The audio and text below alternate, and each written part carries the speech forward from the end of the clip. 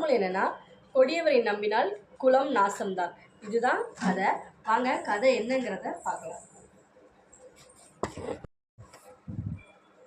ஒரு ஊரில் கணேஷ், மகேஷ், ரமேஷ், சுரேஷ் அப்படின்னு 4 அண்ணன் தம்பி இருக்காங்க. இவர் பெரியவங்க செல்வந்தனுக்கு இவங்க அப்பா இறந்த பிறகு அந்த சொத்தை என்ன பண்ணுறாங்கன்னா 4 பங்காக பிரித்து 4 அண்ணன் தம்பிக்கு கொடுக்குறாங்க. இதில் ரமேஷ் என்ன நினைக்கிறான்னா 3 அண்ணனுக்கும் சொத்தில் சரிபங்கு கொடுத்தது அவனுக்கு விருப்பம் இல்லை. அவங்க எப்படியாவது ரொம்ப ஏழையெல்லாம் ஆகணும், அவங்ககிட்ட இருக்க சொத்து எல்லாமே பறி போகணும் அப்படின்னு நினச்ச ரமேஷ் என்ன பண்ணுறான் அப்படின்னா, ஒரு நாள் ஒரு கொடியவரை பார்க்குறான்.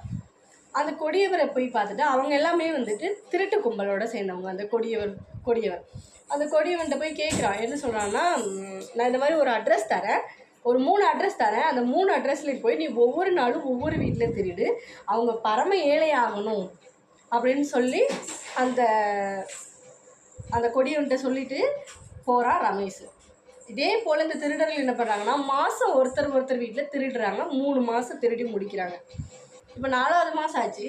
4வது மாதம் ஒரு நாள் நைட்டு அந்த திருடங்கள்லாம் மறுபடி ரமேஷோட வீட்டுக்கு வராங்க. ரமேஷ் வீட்டுக்கு வந்தோடனே ரமேஷ் ஆச்சரியமாக பார்க்குறான்.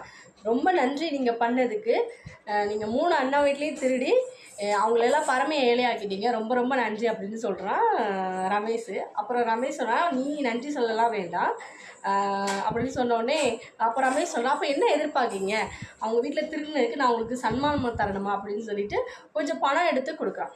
அப்புறம் அந்த திருடங்கள்லாம் சொல்கிறாங்க, நீ சன்மானம்லாம் ஒன்றும் தர வேண்டாம், நாங்களே எடுத்துக்கிறோம் அப்படின்னு சொல்கிறாங்க.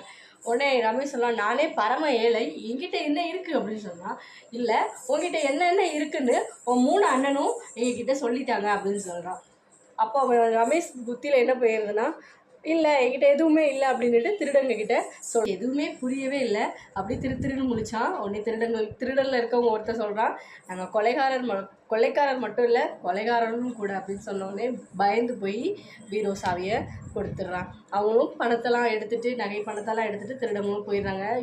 இப்போதான் ரமேஷ் புத்திக்கு ஒன்றே ஒன்று உரைக்குது. என்னென்னா, கொடியவரை நம்பினால் குலமே நாசம் ஆயிடுச்சு.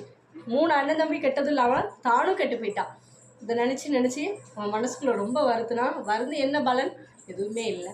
ஓகே ஃப்ரெண்ட்ஸ், அடுத்து ஒரு பழமொழியோட ஒரு சின்ன கதையில் பார்க்கலாம். Tata by.